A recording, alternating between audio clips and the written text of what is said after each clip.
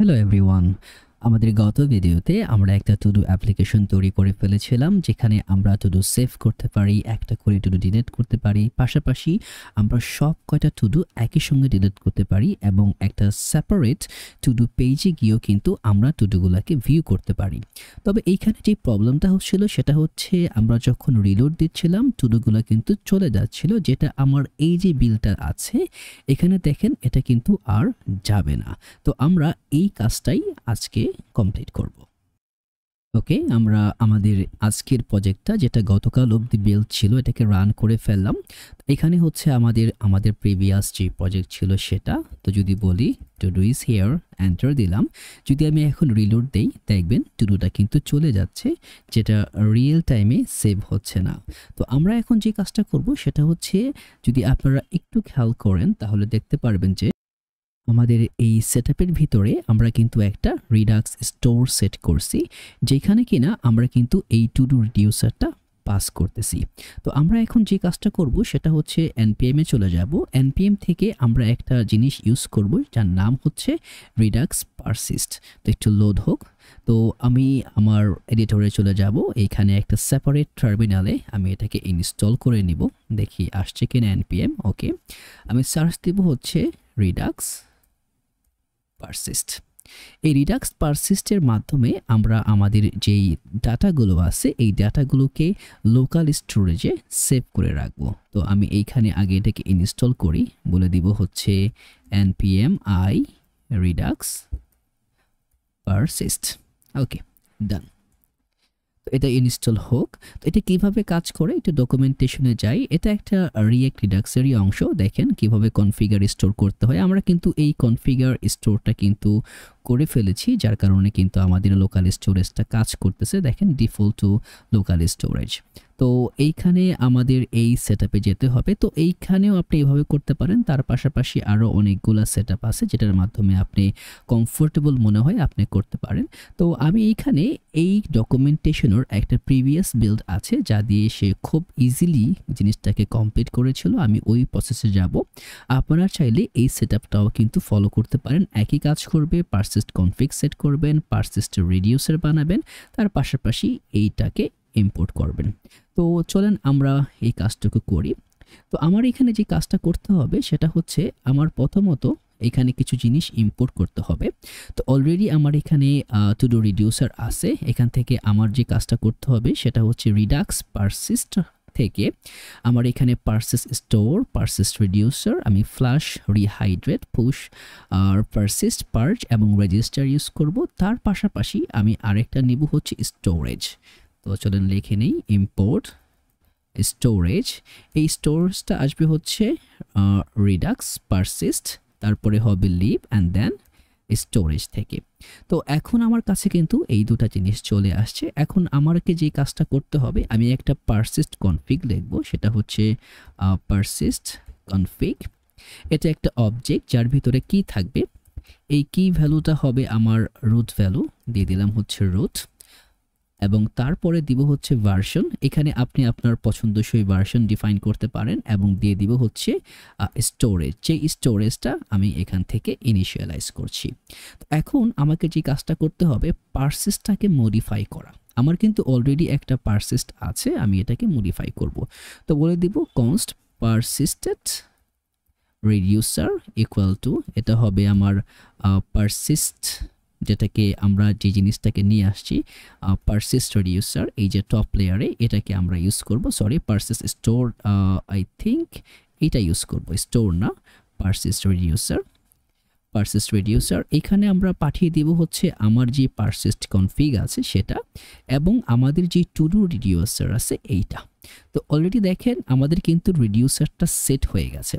এখন এই জায়গাতে এই যে আমরা আগের যে টু ডু রিডিউসারটা পাঠাইছি এখানে পাঠিয়ে দিব হচ্ছে পারসিস্টেড রিডিউসার। যে রিডিউসারটা অলরেডি পারসিস্ট করা আছে আমরা এটাকে পাঠাবো। তো এইখানে আরও কিছু ডিফল্ট বিহেভিয়ার সেট করতে হবে, সেটা হচ্ছে মিডলওয়্যার সেট করা এবং পাশাপাশি আরও কিছু অ্যাডিশনাল সেটআপকে নিয়ে আসা। তো আমি আগে এটাকে রাখি, যেহেতু পারসিস্ট করছি, দেখি এটা কি রিটার্ন করে আমাকে। তো এইটাকে ইনিশিয়ালাইজ করতে গেলে মনে আছে আমাদের কিন্তু একটা লেআউট ফাইল আছে, এইখানে আছে আমাদের প্রোভাইডারটা। তো আমি এইখানে চলে আসব, এখানে চলে এসে লিখব হচ্ছে পারসিস্ট গেট। এই পারসিস্ট গেটের কাজটা হচ্ছে এটাকে একটা ইনিশিয়ালাইজেশন দেওয়া। যদি আমরা একটু ভালো করে খেয়াল করি, আমরা যে পারসিস্টটাকে লাইক নিয়ে আসছি সেটা নিয়ে আসছি হচ্ছে রিডাক্স পারসিস্ট ইন্টিগ্রেশন রিঅ্যাক্ট। তো এইখানে আমি বাকি কোড চিলড্রেনটাকে পাস করে দিব, এখানে একটা প্যারামিটার যাবে যেটা লোডিং। আমি আপাতত জাস্ট একটা লোডিং কি দিয়ে রাখলাম, বা আপনারা চাইলে যদি এখানে চান যে লোডিংয়ে কিছু দেখাবেন না, নাল দিতে পারেন। আমি একটা লোডিং ইনস্ট্যান্স রাখবো যে কারণে লোডিং দিচ্ছি, এবং তারপরে থাকবে হচ্ছে পারসিস্টরের ভিতরে আমরা বসাই দিব হচ্ছে পারসিস্টর। যেহেতু এখনও এটাকে আমরা শেষ করি নাই, অতএব এইখান থেকে আমাকে একটা প্যারামিটার ডিফাইন করতে হবে, যেটা হবে এক্সপোর্ট করে দিব আমি, export let persistor is equal to, যেটা কিনা হবে persist I think persist store আমরা এখানে ইউজ করব, এবং তার ভিতরে আমি পাঠিয়ে দিব আমার যে স্টোরটা আছে ওই স্টোরটাকে। দেখেন পারসিস্টর কিন্তু এখানে চলে আসছে। তো আমরা এই যে পারসিস্টরটা আছে এইখানে পাঠিয়ে দিব আমাদের যে পারসিস্টরটা আছে ওই পারসিস্টরটা। তো একটু সেভ দেই, সেভ দেওয়ার পরে আমরা চলে যাই আমাদের অ্যাপ্লিকেশনে, দেখি কি হয়। একটু রিলোড দেই। ওকে, রিলোড। দেখেন লোডিং একটা বাটন কিন্তু আসছিল, আমি ডিলিট করি। দেখেন এখন যদি আবার আমি লোডিং দেই, ওকে দেখছেন ডাটা কিন্তু এখন আর যাচ্ছে না। এবং আমরা যদি একটুখানি চেক করি, হ্যাঁ আমাদের পুরো লোডিং ইনস্ট্যান্সটা কিন্তু ঠিকঠাক মতো কাজ করতেছে। আমি যদি এটাকে সব ফালাই দিই এবং কিছু নতুন টুডু দেই, ওকে এখন যদি আবার রিলোড দেই, ওকে এটা কিন্তু কাজ করতেছে। তো এখন আমি যে কাজটা করব সেটা হচ্ছে একটা লোডিং ইনস্ট্যান্স তৈরি করা, যার মাধ্যমে একটা বাটন লোডিং আমরা বানাবো। তো এটা একদম খুব সিম্পল। আমি এখানে একটা কম্পোনেন্ট নিব যেটার নাম থাকবে হচ্ছে loading.tsx rafce। তো এইখানে জাস্ট কিছু সিম্পল কনফিগারেশন থাকবে, ডিজাইন প্যারামিটার থাকবে, আর কিছু না। আমি জাস্ট কোডটাকে এনে বসিয়ে দিব এই জায়গাতে, কারণ এটা ততটা মানে ইম্পর্টেন্ট কিছু না, এটা জাস্ট একটা স্পিনার তৈরি করা। দেখেন আমি কি করছি, মিন হাইট দিয়ে দিয়েছি স্ক্রিন, মানে পুরো স্ক্রিন হাইট দিয়ে দিয়েছি, ব্যাকগ্রাউন্ড দিয়ে দিয়েছি ব্ল্যাক, এবং এখানে দেখেন জাস্টিফাই এটাকে জাস্ট সেন্টারে এনে বসাই দিয়েছি। তার পাশাপাশি এই যে পি ট্যাগটা, এর ভিতরে আমি এই যে to do app is loading দেখাইলাম, আর এই স্প্যান ট্যাগের মাধ্যমে একটা লোডিং ইনস্ট্যান্সেস ক্রিয়েট করছি। তো আমি এই যে আমার লেআউটটা আছে এইখানে এসে আমি এটাকে জাস্ট বসিয়ে দিব হচ্ছে লোডিং, এবং এই লোডিংটাকে আমি ইম্পোর্ট করে নিব, সেভ দিলাম। সেভ দেওয়ার পরে যদি আমি এইখানে আসি একটা রিলোড দিই, দেখেন এই যে to do app is loading, যে কাজটা করলাম সেটা হচ্ছে এই যে স্পিনার, এই স্পিনারটা আমরা ম্যানুয়ালি তৈরি করে নিলাম। তো এখন আরও কিছু কোশ্চেন জাগতে পারে যে আমরা এই যে এই জায়গাতে যে ফ্ল্যাশ বা আরও অনেক কিছু যে এগুলো আমরা কেন ইউজ করতেছি না। এই ইউজ করাটা আপনারা করতে পারেন যদি আপনারা মিডলওয়্যার সেট করে নেন, তাহলে করতে পারেন। জাস্ট এইখানে আপনাকে এই যে পুরো এটা একটা জাস্ট সিম্পল ফাংশন রান হবে মিডলওয়্যার সেট করার জন্য, যেটা কিনা একটা ডিফল্ট মিডলওয়্যার নিয়ে আসবে, এবং এইখানে এই মিডলওয়্যার সেটআপের জন্য বাকি কাজগুলোকে করতে হবে। তো আপাতত আমরা মিডলওয়্যার রাখবো না। আপনাদের যদি মনে হয় এটাকে আরও ডিপ ইন্টিগ্রেট করা দরকার, আমাকে অবশ্যই কমেন্ট বক্সে জানাবেন, তখন আমরা এটাকে ইমপ্লিমেন্ট করব। কিন্তু আমাদের রিয়েল স্টোরেজে রাখার জন্য এতটুকু সেটআপই যথেষ্ট। এবং এটা কোথায় সেভ হচ্ছে যদি আমরা ইন্সপেক্ট করে যদি সোর্সে যাই, সোর্স না, এটা খুব সম্ভবত হবে আমাদের অ্যাপ্লিকেশনের পরে এই যে দেখেন লোকাল হোস্টে যাই, এই দেখেন আমার টুডুটা কিন্তু এই যে পারসিস্ট রুট টুডু কিন্তু এই রুটের ভিতরে এসে সেভ হচ্ছে।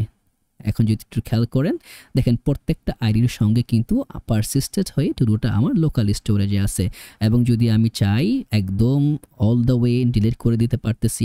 পাশাপাশি যদি এখন যে কাজটা হবে, আমি যদি লিখি this is new Tudu, save দিলাম, এবং লিখি হচ্ছে another Tudu something is happening, দিয়ে দিলাম। এখন যদি আমি অন্য একটা পেজে যাই এবং এইখানেও যদি সেই একই কাজ হবে, সেপারেট পেজে গেলেও কিন্তু আপনার টুডুটা রাফট করবে না, থেকে যাবে এবং এটা ব্রেক করবে না। চলে আসলাম এই পেজে, একটা রিলোড দেই। দেখেন প্রত্যেকবার কিন্তু আপনি যদি বলেন যে না আমি লোডিং স্পিনার দেখাবো না, তাহলে জাস্ট সিম্পলি এই লেআউটে আসবেন, এইখানে লোডিংয়ের ভিতরে বলে দিবেন যে লোডিং নাল। ওকে, আমার মনে হয় এটাতে কাজ করার কথা না, নাল দিলে এটা হয়। যদি আমি বলে দেই আচ্ছা, লোডিং ইনস্ট্যান্স লোডিংই থাক, নাল দিলে কাজ করবে কিনা মনে হয় করতে পারে। এই যে দেখেন ও কোনো কিছু স্পিনার দেখাচ্ছে না বা কোনো ভ্যালু দেখাচ্ছে না, কিন্তু স্ক্রিনটা থাকতেছে যতক্ষণ না আমার পারসিসটা মানে লোড হচ্ছে, একটা লোডিং ইনস্ট্যান্সেস তৈরি হচ্ছে। আমি আবার রিফ্রেশ দিই, দেখেন ডান। তো এইভাবে একদম সিম্পল ওয়েতে আপনি চাইলে কাজটা করতে পারেন। এবং আগের যেই কোডগুলো আছে, এই যে কোডগুলা, এই কোডগুলা অবশ্যই আপনি যদি পেতে চান প্রিভিয়াস ভিডিওতে চলে যাবেন, দেখে নেবেন কিভাবে এটা কাজ করছে। এবং তার পাশাপাশি যদি আপনি সত্যি কোডগুলোই চান এবং রিয়েল টাইম রিপো চান, অবশ্যই আমাকে কমেন্ট বক্সে জানাবেন, আমি চেষ্টা করব রিপো লিঙ্কটা আপনাদেরকে দিয়ে দিতে। তো আশা করি এই সিম্পল প্রোগ্রেসের মাধ্যমে আপনারা এই একটা সুন্দর টু ডু অ্যাপ্লিকেশন পুরোপুরিভাবে কমপ্লিট করতে পারবেন। আর যদি কোনো সমস্যা হয়, ইন্টিগ্রেশনে কোনো প্রবলেম হয়, অবশ্যই কমেন্ট বক্সে জানাবেন। আর লাইক করে দেবেন, শেয়ার করবেন, সাবস্ক্রাইব করলে অনেকটা ভালো হবে, রিচেবিলিটি বাড়বে এবং আপনাদের মতো আরও অনেকেই ভিডিও দেখে উপকৃত হতে পারবে। তো এটার ভিতরে আমরা আরও অনেক ভালো ভালো ফিচার আনতে পারি। আপনারা অবশ্যই কমেন্ট বক্সে জানাবেন কীরকম ফিচার আনতে পারলে এটা আরও ভালো হবে, এটাকে আরও ভালো লেন্থে নেওয়া যাবে। যদি আপনাদের কমেন্টগুলো ভালো হয় এবং মনে হয় যেগুলো আনা দরকার, তাহলে কিন্তু আমরা 1 বাই 1 এখানে অনেক কিছু অ্যাডাপ্ট করতে পারবো, ডে ওয়াইজ সর্ট করতে পারবো, তারিখ দিতে পারবো, সাবজেক্ট রাখতে পারবো। এটা অনেক কিছু ডিপেন্ড করে, এটাকে অনেক ওয়েতে ডাইনামিক করা যায়। যেহেতু আমরা নোড.js ইউজ করতেছি, জাভাস্ক্রিপ্ট প্লাস নেক্সট.js ইউজ করতেছি, আমরা চাইলে প্রত্যেকটা ইউজারের জন্য স্পেসিফিক্যালি টুডু তৈরি করতে পারবো। এবং যখন সে লগ ইন করবে, শুধুমাত্র তখনই আমরা তাকে তার টুডুগুলো সার্ভ করব। এবং এই টুডুগুলোকে আমরা কোনো একটা ডাটাবেজেও রাখতে পারি, যাতে করে সে চাইলেই সেখান থেকে যখনই লগ ইন করবে instance real time data fetch করে দেখতে পারবে। তো এগুলো অনেকভাবে করা যায়, কোনভাবে করলে আপনার ভালো লাগবে অবশ্যই কমেন্টে জানাবেন। যদি স্পেসিফিক মিল থাকে অবশ্যই আমরা চেষ্টা করব এটাকে কমপ্লিট করতে। তো অল দ্য বেস্ট, আশা করি পুরোটা কমপ্লিট করতে পারবেন। নেক্সট ভিডিওতে আবার দেখা হবে।